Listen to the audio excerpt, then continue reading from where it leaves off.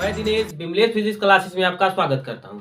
आज की क्लास में हम लोग डिस्कस करेंगे आयन आयन के बारे में। देखिए आयन क्या चीज़ है, आयन ये देखिए जो आयन है, आज की क्लास बेहद ही बेसिक लेवल से स्टार्ट किया जाएगा। क्योंकि देखिए ये आयन बेसिक इसलिए, अगर आप आयन के बारे में नहीं जानेंगे तो आपको केमिस्ट्री आगे चल के कठिन लग सकती है। आपके लिए केमिस्ट्री जो है कठिन हो सकती है। इसलिए जो आयन है, आयन को जाने कि आयन है क्या चीज। देखिए जो आयन कब बनता है, किसी परमाणु, कोई परमाणु हो, उस वह परमाणु आयन के रूप में कब बदलता है। तो देखिए क्या प्रत्येक परमाणु चाहता है कि अपने अस्थायी इलेक्ट्रॉनिक विन्यास प्राप्त करना चाहता है। प्रत्येक परमाणु अस्थायी इलेक्ट्रॉनिक विन्यास प्राप्त करना चाहता है और वह अपना अस्थायी इलेक्ट्रॉनिक विन्यास कई तरीके से प्राप्त कर सकता है। तो वह प्रत्येक परमाणु अस्थायी इलेक्ट्रॉन प्राप्त करने के लिए इलेक्ट्रॉनों को त्याग कर, या तो इलेक्ट्रॉनों को किसी से लेकर, या तो इलेक्ट्रॉनों का साझा करके, ठीक ना, वो अपना अस्थायी इलेक्ट्रॉनिक विन्यास कितने तरीके से, 3 तरीके से पूरा कर सकता है। या तो किसी दूसरे का इलेक्ट्रॉन ले ले, या तो अपना इलेक्ट्रॉन किसी को दे दे, या तो इलेक्ट्रॉनों का साझा करके अपने इलेक्ट्रॉनिक विन्यास को क्या करे, वो अस्थायी इलेक्ट्रॉनिक विन्यास प्राप्त कर ले। अब वो हर तत्व अस्थायी इलेक्ट्रॉनिक विन्यास प्राप्त क्यों करना चाहता है? बात तो यही है कि हर तत्व अस्थायी इलेक्ट्रॉनिक विन्यास इसलिए प्राप्त करना चाहता है क्योंकि हर तत्व चाहता है कि अगर वो अस्थायी इलेक्ट्रॉनिक विन्यास हो जाएगा, अगर उसकी जो इलेक्ट्रॉनिक विन्यास अस्थायी हो तो वह क्या होता है कि वो अधिक अस्थायी होता है। तो हर तत्व, हर कोई भी व्यक्ति होगा तो वो क्या चाहेगा कि हम अब हमारे पास इतना रुपए हो जाए कि हम पूरी तरीके से अस्थायी हो जाए, अपने पे निर्भर रहे, किसी दूसरे पे निर्भर न रहे। इसलिए तत्व भी क्या करते हैं, इसी प्रकार से सोचते हैं कि वो अपना इलेक्ट्रॉन क्या करते हैं, वो इलेक्ट्रॉनिक विन्यास अपना इलेक्ट्रॉनिक विन्यास अस्थायी प्राप्त करना चाहते हैं। अब देखिए वो अस्थायी इलेक्ट्रॉनिक विन्यास प्राप्त किस तरीके से करेंगे। जैसे मान लीजिए सोडियम हो गया हमारा, सोडियम, तो सोडियम Na, इसका अगर इलेक्ट्रॉनिक विन्यास देखें तो इसका जो परमाणु क्रमांक 11 है, तो इसका अगर इलेक्ट्रॉनिक विन्यास देखेंगे तो इलेक्ट्रॉनिक विन्यास क्या बनेगा, इसका बनेगा 2 8 1। अब यह देखिए इसके बाह्यतम कोश में एक इलेक्ट्रॉन, है, तो अर्थात यह एक इलेक्ट्रॉन है। इसका कोश क्या है, इसका अष्टक है, पूरी तरीके से भरा नहीं, यह अष्टक इसका पूरा नहीं है। तो कह सकते हैं इसका जो बाह्यतम कोश में है, बाह्यतम कोश में जितना इलेक्ट्रॉन अगर इसको चाहिए उतना इलेक्ट्रॉन है नहीं, उससे कम है।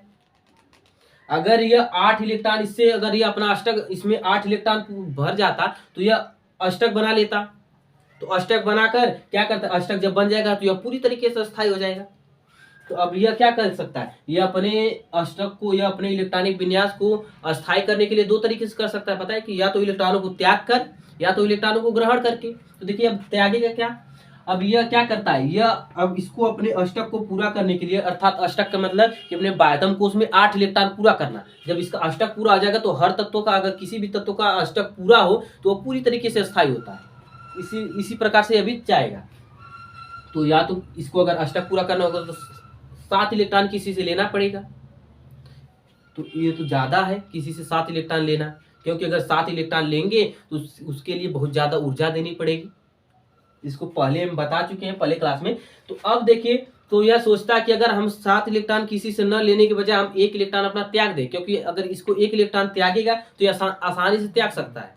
कम ही इसको आवेश देना पड़ेगा, इसको कम ऊर्जा देनी पड़ेगी। कम ही ऊर्जा में यह जो बाह्यतम कोश जो एक है, बाह्यतम कोश में 1 इलेक्ट्रॉन है, वो अपने इलेक्ट्रॉन को क्या कर देगा, त्याग देगा। तो अब क्या करते हैं, यह इलेक्ट्रॉनिक विन्यास है, अब यह क्या करते हैं, 1 इलेक्ट्रॉन त्याग देगा।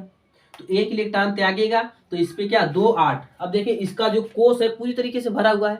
पहले कोश में 2 इलेक्ट्रॉन होता है, दूसरे कोश में अधिकतम 8 इलेक्ट्रॉन भर सकते हैं। तो दूसरे कोश में 8 इलेक्ट्रॉन भरा गया। अब यह 1 इलेक्ट्रॉन कहाँ गया, यह इलेक्ट्रॉन एक को त्याग दिया, ठीक ना, यह 1 इलेक्ट्रॉन अपना किसी को दे दिया। जब अपना इलेक्ट्रॉन, कोई भी तत्व, कोई भी परमाणु अपना इलेक्ट्रॉन किसी को देता है तो उस पर कैसा चार्ज, उस पर पॉजिटिव चार्ज आता है। तो यह जो 1 इलेक्ट्रॉन त्यागता है, अर्थात उस पर जितना इलेक्ट्रॉन त्यागेगा उस पर उतना चार्ज उत्पन्न होगा, उस पर कितना, उस पर उतना आवेश उत्पन्न होगा। तो 1 इलेक्ट्रॉन निकाल रहा है तो इस पर कितना, +1 चार्ज। पहली तरीका, कोई भी परमाणु अपना इलेक्ट्रॉन त्याग करके भी अपने अष्टक को पूर्ण कर सकता है। या तो अस्थायी इलेक्ट्रॉनिक विन्यास प्राप्त कर सकता है। और दूसरा बताया कि कोई भी तत्व चाहेगा अपने बाह्यतम कोश में अधिक, मतलब अपने बाह्यतम कोश में पूरी तरीके से इलेक्ट्रॉन भरना चाहेगा, अर्थात अपना अष्टक पूरा करना चाहेगा। तो अष्टक पूरा कर सकता है कब? पहली कंडीशन तो देख लिए, या इलेक्ट्रॉनों को किसी को देकर, अर्थात इलेक्ट्रॉनों का त्याग करके। दूसरा कंडीशन ये आ सकता है कि वह अपने इलेक्ट्रॉन, मतलब किसी दूसरे का इलेक्ट्रॉन लेकर अपने कोश को पूरी तरीके से भर ले, अर्थात अस्थाई इलेक्ट्रॉनिक विन्यास प्राप्त कर ले। तो जैसे देखें, जैसे में क्लोरीन हो गया, क्लोरीन है 17 नंबर पे होता है क्लोरीन। अगर इसका इलेक्ट्रॉनिक विन्यास देखें, इसमें इलेक्ट्रॉन कितने? 17। तो इसका इलेक्ट्रॉनिक विन्यास देखेंगे तो 2 8 2 8 10 हो गया, 7 इलेक्ट्रॉन और बचा। यह 7 इलेक्ट्रॉन किसमें? तीसरे कोश में। यह सब हम इलेक्ट्रॉनिक विन्यास पढ़ चुके हैं पहले क्लास में। तो अब देखिए, अब ये इसको अपने अष्टक को पूरा करने के लिए, हर तत्व चाहता है अष्टक बनाना। जब अष्टक बन जाएगा वो बहुत अस्थायी होता है। अष्टक कोई भी तत्व चाहता है कि वो अपना अष्टक पूरा करना, जब अष्टक पूरा कर लेता है तो अस्थायी हो जाता है पूरी तरीके से। तो यह क्या कर, अब ये इसको अपने अष्टक को पूरा करने के लिए क्या करेगा? या तो इलेक्ट्रॉन 7 इलेक्ट्रॉन अपना त्याग दे, तब यह पूरी तरीके से अस्थायी इलेक्ट्रॉनिक विन्यास प्राप्त करेगा। जब यह 7 इलेक्ट्रॉन त्याग देगा तो केवल 2 और दूसरे कोश में 8 इलेक्ट्रॉन, यह अस्थायी इलेक्ट्रॉनिक विन्यास प्राप्त कर लेगा। या तो 1 इलेक्ट्रॉन किसी से ले ले। तो अगर 7 इलेक्ट्रॉन कोई अगला व्यक्ति आएगा इसका लेने, तो बहुत ज्यादा ऊर्जा लगानी पड़ेगी, जो संभव नहीं है। अगर मान लीजिए किसी कारणवश अगर वह ले भी लिया, उतना एनर्जी लेकर इकट्ठा करके इसके इलेक्ट्रॉन को ले भी लिया, तो जो अगला व्यक्ति होगा उसके सामने इतना 7 इलेक्ट्रॉन रखने की औकात तो होनी चाहिए। अब उसके पास औकात है ही नहीं, 7 इलेक्ट्रॉन इसका लेकर भाग जाए, तो रखेगा कहाँ? तो वो अभी अपन इसको यह तो अस्थायी हो जाएगा, मान लो इसका अस्थायी इलेक्ट्रॉनिक विन्यास प्राप्त कर लेगा, लेकिन वह क्या होगा? वो अस्थायी हो जाएगा, अर्थात वह पूरी तरीके से नष्ट हो सकता है। इसीलिए यह क्या करेगा? अब 1 इलेक्ट्रॉन किसी से ले लेता है, 1 इलेक्ट्रॉन लेने के बाद अब यह क्या करेगा? 1 इलेक्ट्रॉन लेगा, 8। जब 1 इलेक्ट्रॉन लेगा तो यह पूरी तरीके से क्या? अस्थायी हो जाएगा। देखिए इसका अष्टक पूरा हो गया। जब यह अष्टक पूरा हो गया, यह क्या किया? जब किसी से इलेक्ट्रॉन कोई परमाणु लेता है तो उस पर कैसा चार्ज? Minus charge. जितना इलेक्ट्रॉन का ग्रहण करता है, जितना इलेक्ट्रॉन लेता है, उस पर उतना आवेश आता है, ठीक है, उस पर उतना उत्पन्न होता है आवेश। तो 1 इलेक्ट्रॉन लिया तो इस पे हमको इसका जो इलेक्ट्रॉन, इसकी संयोजकता जो होगी, इस पे आवेश कितना हो जाएगा? -1। ठीक। आयन की बात करें, कोई भी परमाणु अस्थायी इलेक्ट्रॉनिक विन्यास प्राप्त करने के लिए इलेक्ट्रॉनों का त्याग करके, या तो इलेक्ट्रॉनों का ग्रहण करके, या तो इलेक्ट्रॉनों का साझा करके, साझा का मतलब कि लेन देन, साझा करके वो अस्थायी इलेक्ट्रॉनिक विन्यास प्राप्त कर सकते हैं, ठीक ना? अस्थायी इलेक्ट्रॉनिक विन्यास प्राप्त कर सकते हैं। और कोई भी तत्व जितना इलेक्ट्रॉन को त्यागता है उस पर उतना चार्ज आता है, और जो त्यागता है, अगर त्यागेगा इलेक्ट्रॉन को अपने अंदर से निकालेगा, किसी दूसरे को देगा तो उस पर पॉजिटिव चार्ज, और किसी दूसरे का इलेक्ट्रॉन जब ग्रहण करेगा अर्थात लेगा तो उस पर निगेटिव चार्ज, ठीक ना? धन आवेश, ऋण आवेश, ठीक। और इस पूरी प्रक्रिया को धन आवेश तथा ऋण आवेश जो कण हैं, इन सभी प्रक्रिया को हम आवेश करते हैं, ठीक। आगे बात समझ में, अर्थात कह सकते हैं कि किसी परमाणु द्वारा इलेक्ट्रॉनों का त्याग तथा इलेक्ट्रॉनों का ग्रहण द्वारा उत्पन्न आवेश को ही, जो उस पे उत्पन्न आवेश है, आवेश को ही क्या कहते हैं? आयन कहते हैं। उत्पन्न आवेश को ही आयन कहते हैं। तो आइए देखते हैं अब जो सभी तत्व हैं, उन सभी तत्वों को पे कितना चार्ज है, उन सभी तत्वों को देखें। आइए अब देखते हैं ये जो धनायन है, इन धनायनों का हम नामकरण देखें कि इसका नाम क्या है। जब साधारण रूप में थे तत्व थे, जब इस पे आवेश नहीं था तब तो ये इसका नाम अलग था, अब इस पे आयन आ गया। अब इन सभी आयनों का नाम देखें। यहाँ पे देखिए जो हाइड्रोजन है, हाइड्रोजन पे 1+, अब यहाँ पे देखिए सिर्फ प्लस लिखे हैं, प्लस का मतलब यहाँ पे 1 है, सब पे जिसपे भी सिर्फ प्लस लिखे हैं, इसके पहले क्या यह +1 चार्ज है, ठीक ना? लेकिन हम इसको दिखाते नहीं है। यहाँ पे देखिए इसका जो नाम है हाइड्रोजन, देखिए हाइड्रोजन +1 भी बनाता है, -1 भी बनाता है। जब इसका संयोजकता बता रहे थे तो बताते कि हाइड्रोजन जो है, हाइड्रोजन +1 भी बनाता है, -1 भी बनाता है। अब देखिए इसका नाम क्या होगा, दोनों का नाम अलग अलग होगा। यह +1 है तो इसका क्या हो जाएगा, हाइड्रोजन आयन, हाइड्रोजन आयन।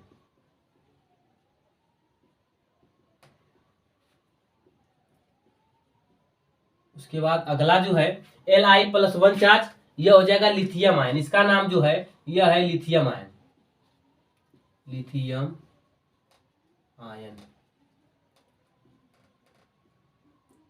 अगला जो है Na+1 चार्ज, Na+1 चार्ज का होता है क्या, सोडियम आयन। इसका जो नाम है यह है sodium ion, sodium ion.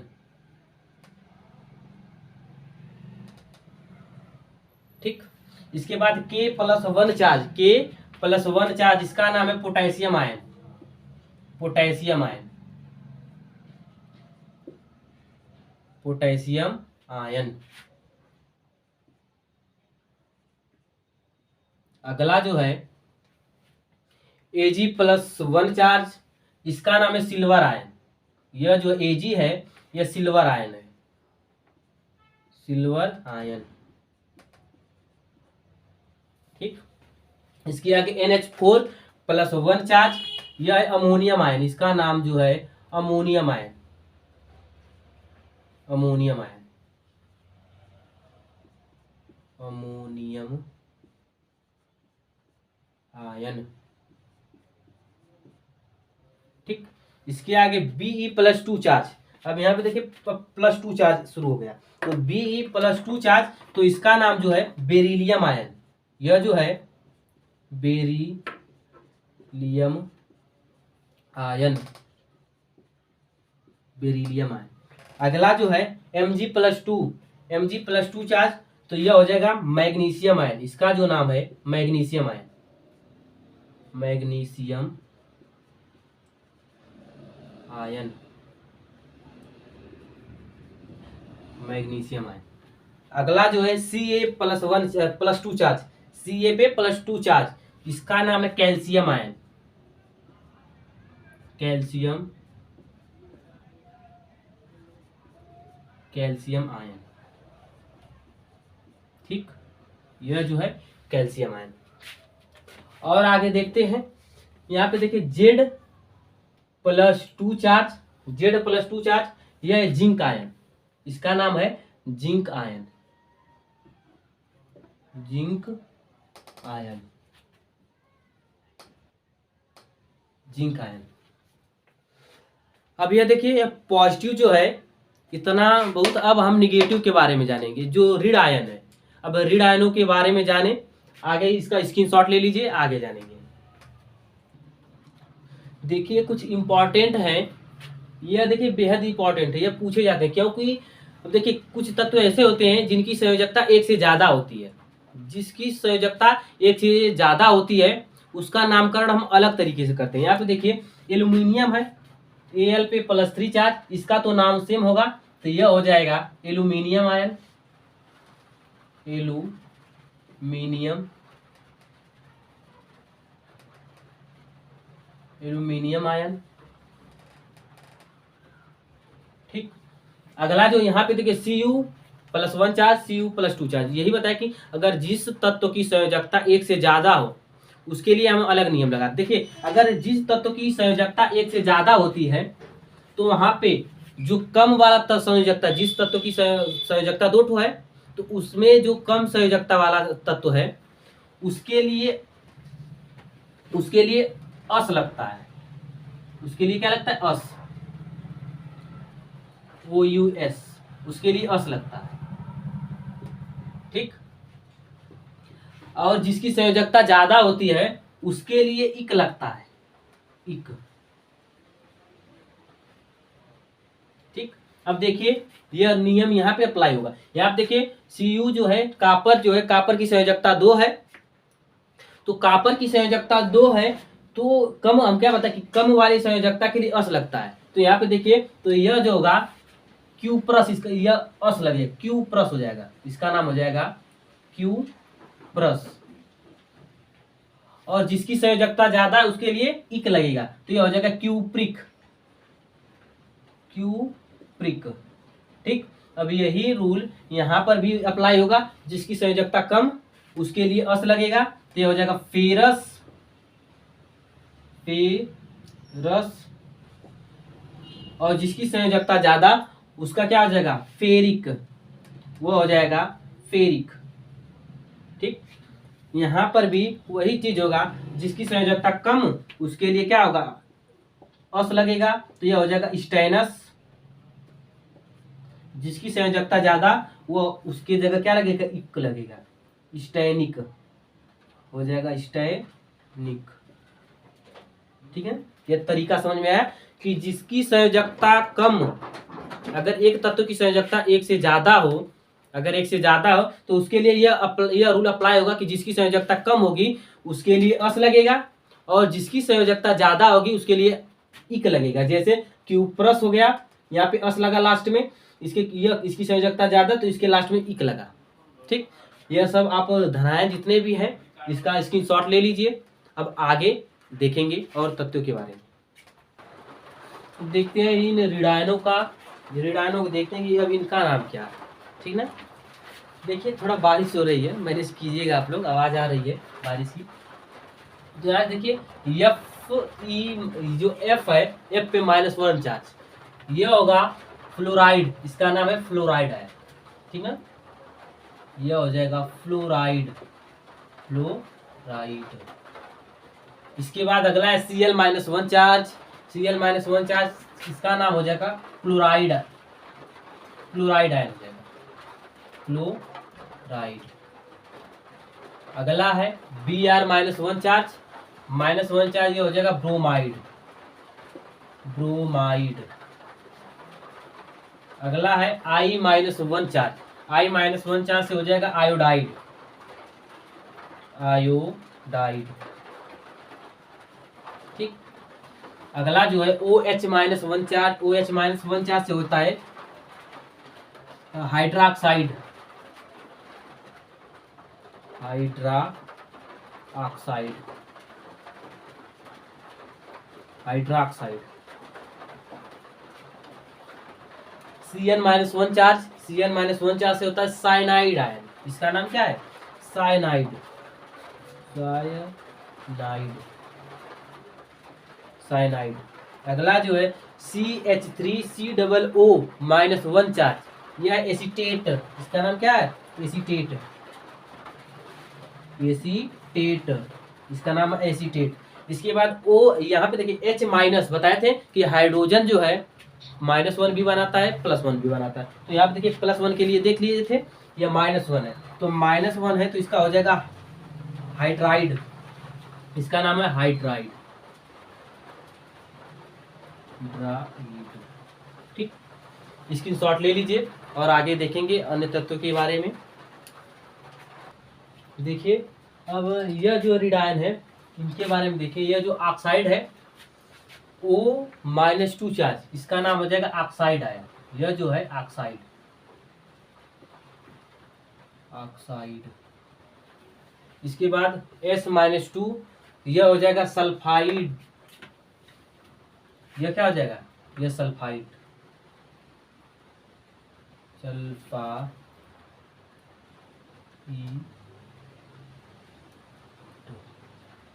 Sulphide. इसके बाद SO3-2 चार्ज, SO3-2 चार्ज, इसका हो जाएगा सल्फाइट, सल्फाइट। अगला जो SO4-2 चार्ज, ये हो जाएगा सल्फेट, इसका नाम है सल्फेट, सल्फेट। अगला जो है N-3 चार्ज, N-3 चार्ज, यह नाइट्राइड है, यह जो है nitride, nitride. P-3 charge, P-3 charge से हो जाएगा फास्फाइड, यह हो जाएगा फास्फाइड, फास्फाइड, ठीक, यह हो जाएगा फास्फाइड, फास्फाइड। अगला जो PO3 माइनस 1 चार्ज, PO3 पे माइनस 1 चार्ज, तो यह हो जाएगा फास्फाइड। तो ये फास्फाइड हो जाएगा। ठीक, अगला है यहाँ पे देखिए, और अगला ये इससे एक और बनता है PO4 पे माइनस 1 चार्ज, PO4 पे माइनस 1 चार्ज, तो इसका नाम होता है फास्फेट। इसका नाम हो जाएगा फास्फेट। ठीक, इसके बाद एक और बचा है CO3 पे माइनस 2 चार्ज, यह होता है कार्बोनेट। इसका नाम है कार्बोनेट। ठीक, अब इन सभी यौगिकों को आप याद कर लीजिएगा। अब आगे हम लोग अब यह पढ़ेंगे कि जो हमारे यौगिक हैं, उन यौगिकों का सूत्र बनाना हम लोग सीखेंगे। सूत्र बनाना बेहद ही आसान तरीके से हम बताएंगे। अगर आप लोगों को यह आसान, अगर इसको लर्न कर लेंगे तो आपको सूत्र बनाने में जरा सा भी दिक्कत नहीं होगा। अगर वीडियो पसंद आई हो तो ज़्यादा से ज़्यादा लाइक करें, शेयर करें। अभी तक हमारे चैनल को सब्सक्राइब नहीं किए तो सब्सक्राइब कर लें। धन्यवाद।